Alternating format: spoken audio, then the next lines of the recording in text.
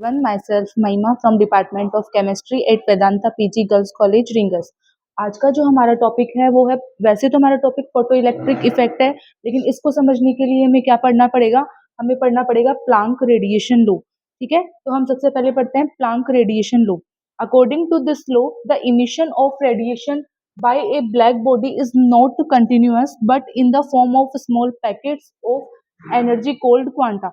इस नियम के अनुसार जो इमिशन होता है रेडिएशन का, जो रेडिएशन का उत्सर्जन होता है, वो कंटिन्यूअस नहीं होता है, बल्कि एनर्जी के छोटे छोटे पैकेट्स के रूप में होता है, जिन्हें हम क्या बोल देते हैं? जिन्हें हम बोल देते हैं क्वांटा।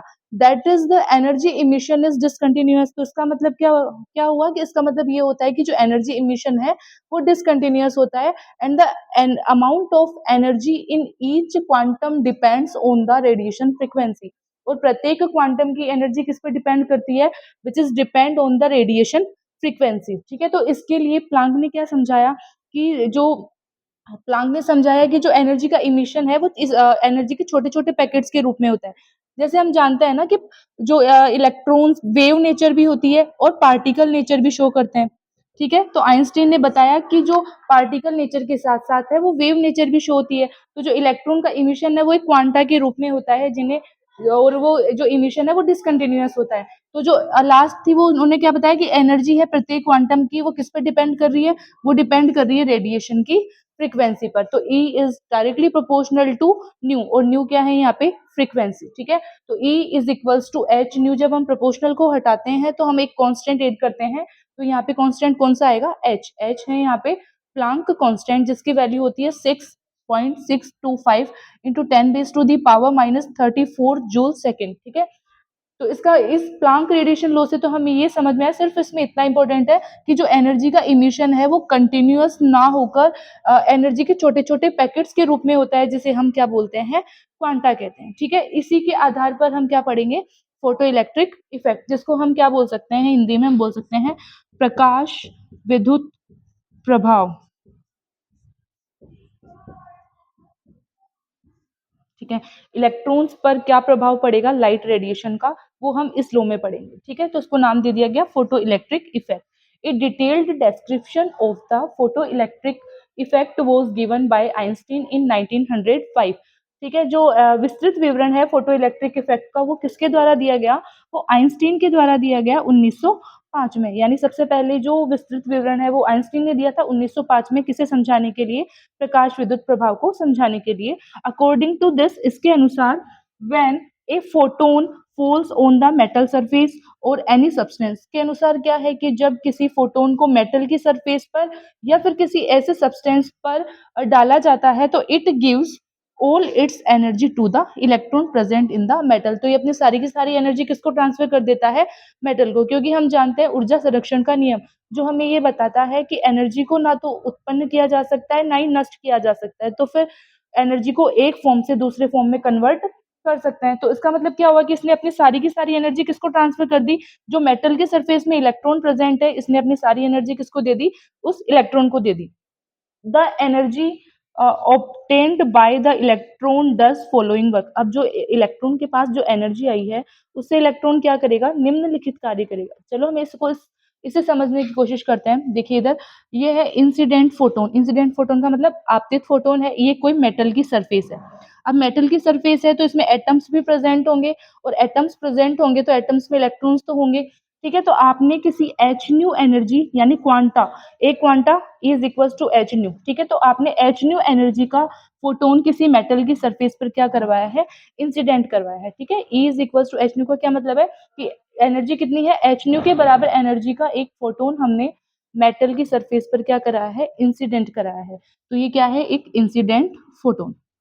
ठीक है, तो ये जो पूरी एनर्जी है इसने किसको ट्रांसफर कर दी? मेटल की सरफेस में जो इलेक्ट्रॉन प्रेजेंट है, अपने उसने पूरी एनर्जी को क्या कर लिया? गेन कर लिया। इसलिए अपनी पूरी एनर्जी फोटोन के रेडिएशन ने किसको ट्रांसफर कर दी? मेटल की सरफेस में जो इलेक्ट्रॉन्स है उसको ट्रांसफर कर दी। अब ये जो इलेक्ट्रॉन है इस एनर्जी का क्या करेगा? तो देखो दो कार्य करेगा इस एनर्जी के को गेन करके। पहला जो वर्क है वो है आयोनाइजेशन द एटम। ठीक है, जो एटम का है आयोनाइजेशन करने का काम करेगा। ठीक है, आयोनाइज्ड करेगा सबसे पहले एटम को, यानी जो एनर्जी को आयोनाइजेशन करने के लिए हमें चाहिए वो एनर्जी किसके बराबर होगी?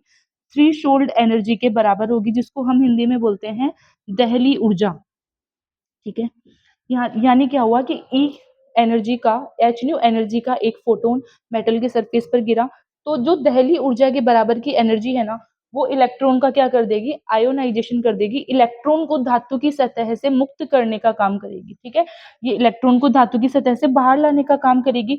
तो उस एनर्जी को हमने क्या बोल दिया, थ्रीशोल्ड एनर्जी। यानी थ्रीशोल्ड एनर्जी की अगर हम डेफिनेशन की बात करें, तो थ्रीशोल्ड एनर्जी वह मिनिमम एनर्जी है जो इलेक्ट्रॉन को धातु की सतह से क्या करे, बाहर निकाले।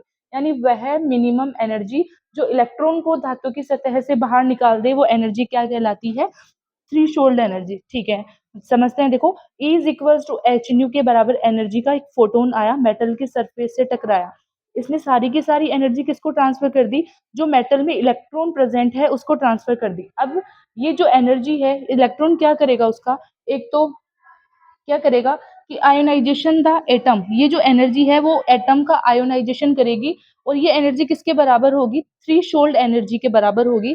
यानी इलेक्ट्रॉन को क्या करेगी, धातु की सतह से बाहर निकालने का काम करेगी। इसको हम वर्क फंक्शन भी बोलते हैं। क्या बोलते हैं, कार्यफलन। जिसको हम किससे डिनोट करते हैं, जिसको हम डिनोट करते हैं फाई से। यानी जो फाई के बराबर एनर्जी है, उसने तो क्या किया, एटम का आयोनाइजेशन किया तथा इलेक्ट्रॉन को धातु की सतह से क्या निकाला, बाहर। अब हमारे पास आई तो कितनी एनर्जी थी, हमारे पास एच न्यू एनर्जी थी, उसमें से फाई एनर्जी तो किसके काम आ गई, इलेक्ट्रॉन को धातु की सतह से मुक्त कराने के काम आ गई। लेकिन अभी पूरी एनर्जी तो नहीं हुई ना, पूरी एनर्जी, दूसरा काम क्या करेगा, देखो दूसरा काम करेगा, जो रिमेनिंग एनर्जी है इसमें से, एच न्यू में से जो बाकी बची हुई एनर्जी है, उसका क्या करेगा, gets changed into the kinetic energy. वो किस में परिवर्तित हो जाती है, वो काइनेटिक एनर्जी में परिवर्तित हो जाती है of the electron. Kinetic energy का मतलब है उसको गतिज ऊर्जा प्रदान करने का काम करता है, और हम जानते हैं कि गतिज ऊर्जा हाफ mv² होती है। ठीक है, रिमेनिंग एनर्जी ये हो गई। बाकी जो थ्रेशोल्ड एनर्जी जिसे हम वर्क फंक्शन बोल रहे हैं, वो क्या हो गया, फाई। यहाँ पे हम फाई को बोलेंगे वर्क फंक्शन।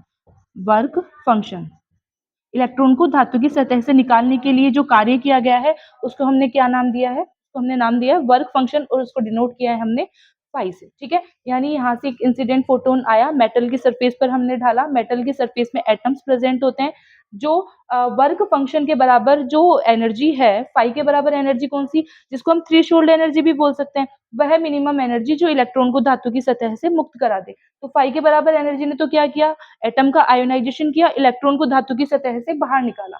उसके बाद जो एनर्जी रिमेनिंग हो गई, हमने बोला ना फॉलोइंग कार्य करेगी, जो रिमेनिंग एनर्जी बच गई वो क्या करेगी, इलेक्ट्रॉन को काइनेटिक एनर्जी प्रदान करेगी, यानी इलेक्ट्रॉन को गति प्रदान करने का काम करेगी। तो टोटल हमारे पास एच न्यू टू पार्ट में डिवाइड हो गई, phi plus half mv²। Phi का मतलब वर्क फंक्शन, वह कार्य जो इलेक्ट्रॉन को धातु की सतह से मुक्त करा दे, हाफ mv² मतलब गतिज ऊर्जा। ठीक है, ये देखो हमने यहाँ पे भी सेम लिखा है, minus sorry half mv² is equals to H nu minus phi भी तो लिख सकते हैं।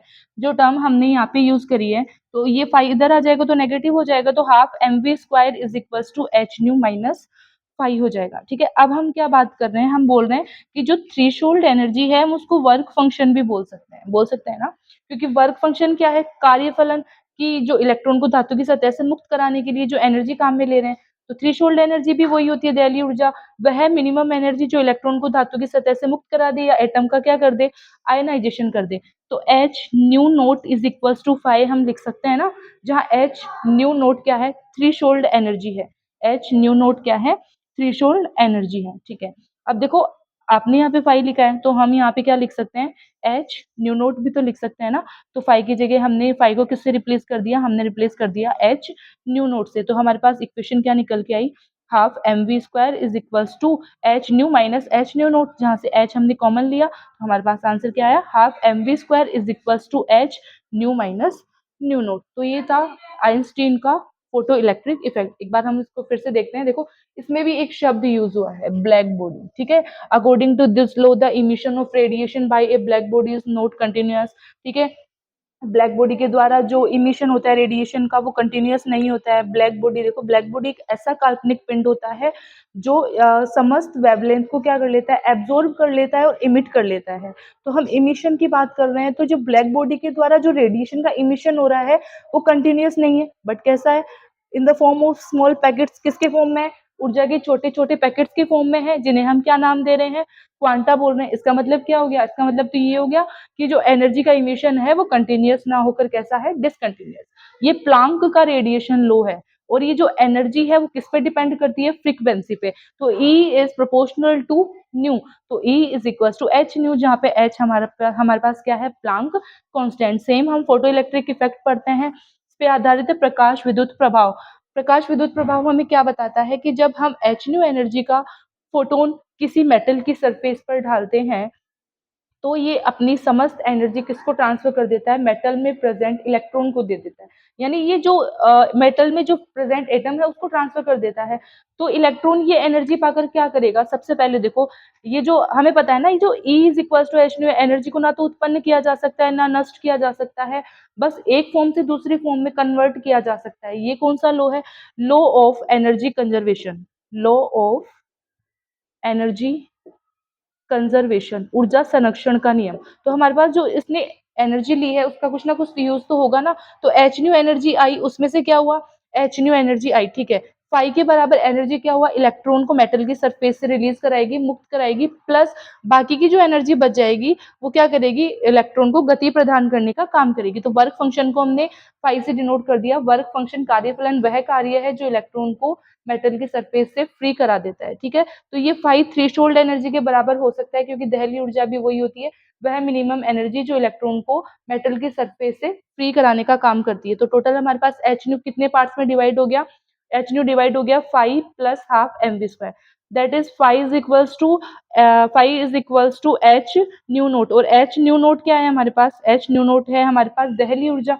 तो एच न्यू नोट अगर हम 5 को रिप्लेस कर दिए एच न्यू नोट से, तो हमारे पास इक्वेशन निकल के आएगी half M V square is equals to H nu minus H nu naught, half M V square is equals to H nu minus nu naught. That is photo electric effect.